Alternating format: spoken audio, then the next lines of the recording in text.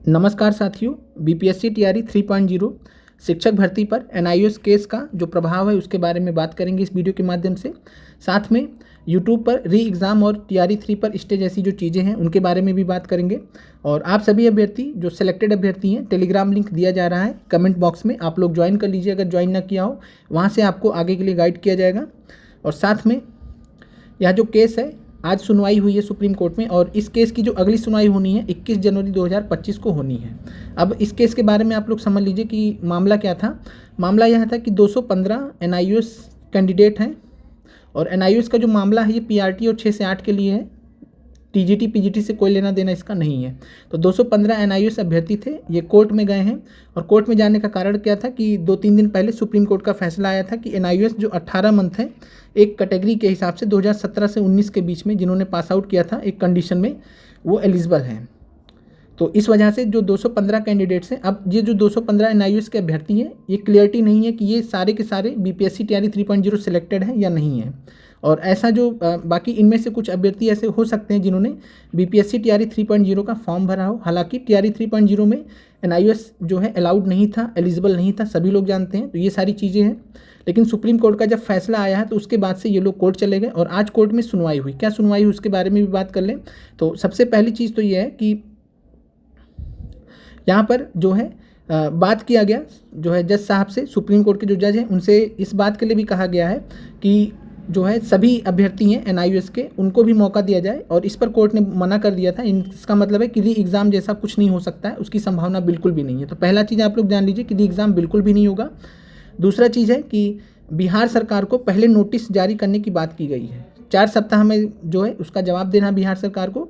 और जो हमने आपको यहाँ पर दिखाया कि 21 जनवरी 2025 को इस केस की अगली सुनवाई होनी है। तब तक बिहार सरकार अपना पक्ष रखेगी। ऐसा नहीं है कि बिहार सरकार को सुप्रीम कोर्ट ने कोई आदेश दे दिया है कि आप एनआईओएस को इंक्लूड कर दीजिए, ऐसा कुछ भी नहीं हुआ। तो आप लोग इस चीज़ को लेकर निश्चिंत रहिए, अभी तक ऐसा कुछ नहीं हुआ। पहले बिहार सरकार से पूछेगी सुप्रीम कोर्ट, बिहार सरकार उसका जवाब देगी, देन ऐसा कुछ हो सकता है। ऐसा नहीं है कि सुप्रीम कोर्ट ने कोई भी आदेश दिया है, इस चीज़ को आप लोग समझिए। और साथ में एनआईओएस के जो वकील थे, कहीं से भी बहाली को टीआरई 3.0 की जो भर्ती है उसको ओपन करवाने की बात भी नहीं की है, और ना कोर्ट द्वारा कोई स्टे दिया गया है। आप लोग इस चीज़ को भी लेकर निश्चिंत रहिए, कोई भी स्टे नहीं दिया गया है। अब इसके बाद हम आपसे बात करते हैं कि आज ही 20 तारीख आप देख सकते हैं जो सक्षमता पास शिक्षक हैं उनसे रिलेटेड जो उनकी काउंसलिंग है उनकी तिथि आ चुकी है। डेट आप देख सकते हैं जो है लगभग 7 जनवरी तक ही चलेगा, 7 जनवरी तक चलेगा।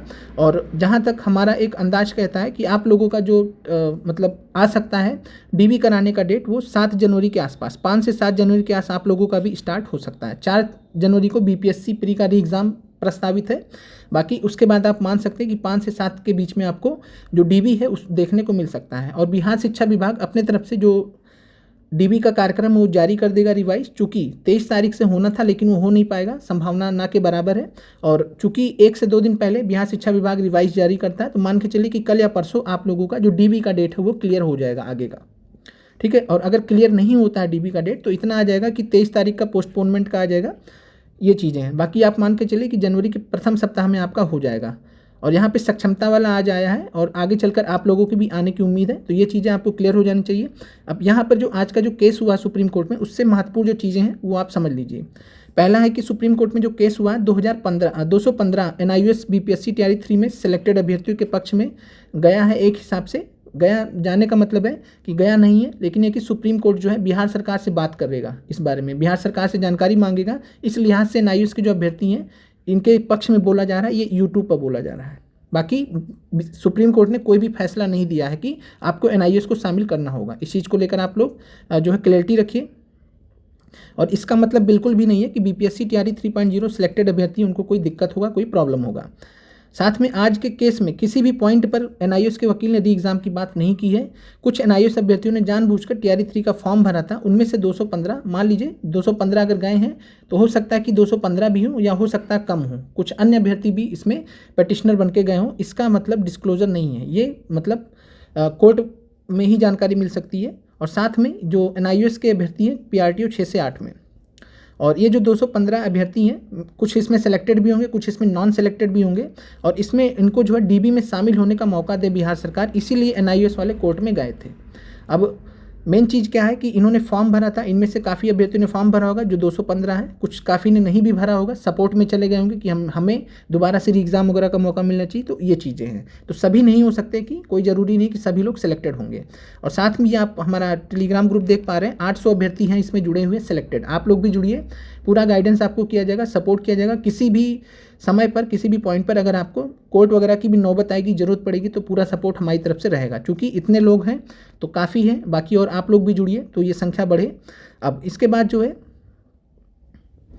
सुप्रीम कोर्ट बिहार सरकार को एनआईयूएस से सिलेक्टेड कैंडिडेट को डीबी में शामिल करने संबंधी नोटिस देगा। नोटिस देने का मतलब है सवाल वगैरह पूछेगा, जिसका जवाब बिहार सरकार आने वाले समय में देगी।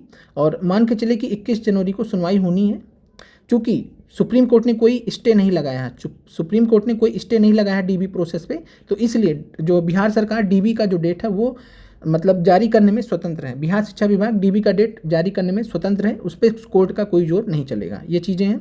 फिर है बीपीएससी टीआरई 3.0 सिलेक्टेड जो अभ्यर्थी है निश्चिंत रहिए, और आपका थोड़ा बहुत डिले देखने को मिल सकता है, क्योंकि डिले तो ऑलरेडी हो गया, 23 से 28 के बीच में होना था, नहीं हुआ। और आपकी जो जॉब है वो 2000% सुरक्षित है, 200 भी नहीं 2000% सुरक्षित है। और इस चीज़ को लेकर आप निश्चिंत रहिए, री एग्ज़ाम किसी भी केस में नहीं होगा। कुछ अभ्यर्थियों ने एनआईयूएस का डिग्री लेते हुए भी फॉर्म भर दिया था, क्योंकि बीपीएससी फिल्टर करता नहीं है, रिजल्ट सबका देता है, आप लोग इस चीज़ को जानते हैं, चाहे वो एलिजिबल हो ना हो। लेकिन 2-4 दिन पहले एनआईयूएस के फेवर में सुप्रीम कोर्ट का एक फैसला आया, जहाँ से चीज़ें कुछ बदली, और आज केस हुआ, और उस केस में कोई भी फैसला अभी नहीं आया है। फेवर में जा गया है एनआईयूएस के, लेकिन कुछ भी फैसला सुप्रीम कोर्ट ने भी नहीं दिया, ना बिहार सरकार को कोई ऐसा आदेश दिया कि आप इनको इंक्लूड करिए। बिहार सरकार से सवाल का जवाब पूछा है। बाकी एक बार ऑफिशियल ऑर्डर आने के बाद आपको जो सारी चीज़ें क्लियर कट बता दी जाएंगी इसी चैनल पे। अब आगे बढ़ते हैं, और आज का जो केस था वो 215 जो अभ्यर्थी हैं इन्हीं को डीबी में शामिल कराने के लिए था, और सभी एनआईयूएस के लिए नीरी एग्ज़ाम कराने का केस था ही नहीं बिल्कुल भी। तो इस चीज़ को लेकर आप निश्चिंत रहिए, क्लियर रहिए। अब जो सारा जो चीज़ है बिहार सरकार के पाले में है, और एससी का ही सुप्रीम कोर्ट का ही आदेश है कि बीच भर्ती में नियम नहीं बदले जा सकते, आप लोगों को भी मालूम है। और साथ में हम इतना ही कहना चाहेंगे कि टीआरई 3 के जो अभ्यर्थी निश्चिंत रहिए, आपकी जॉब सेफ़ है, पूरी तरीके से सेफ़ है, कुछ नहीं आपकी जो आपको होने वाला है, ठीक है। और ये आप लोग जो है ग्रुप है ज्वाइन कर लीजिएगा। साथ में ट्विटर के माध्यम से हम आपको यहाँ पर देख सकते हैं, ट्विटर के माध्यम से हम आपको गाइड करेंगे। आगे कैंपेनिंग की भी ज़रूरत पड़ेगी मंडे ऑनवर्ड्स, तो उसके लिए भी प्रयास किया जाएगा। साथ में डिस्ट्रिक्ट अलॉटमेंट आपका बीपीएससी टाइमली दे, उसके लिए भी प्रयास किया जाएगा। आशा करते हैं कि आप लोगों को जो चीज़ें हैं एनआईयूएस से केस से रिलेटेड क्लियर हुई होंगी। एक बार जो है सुप्रीम कोर्ट का जो ऑफिशियल ऑर्डर है आज के डेट से रिलेटेड वो जारी हो जाए, मिल जाए, देन आपको हम इन्फॉर्म कर देंगे।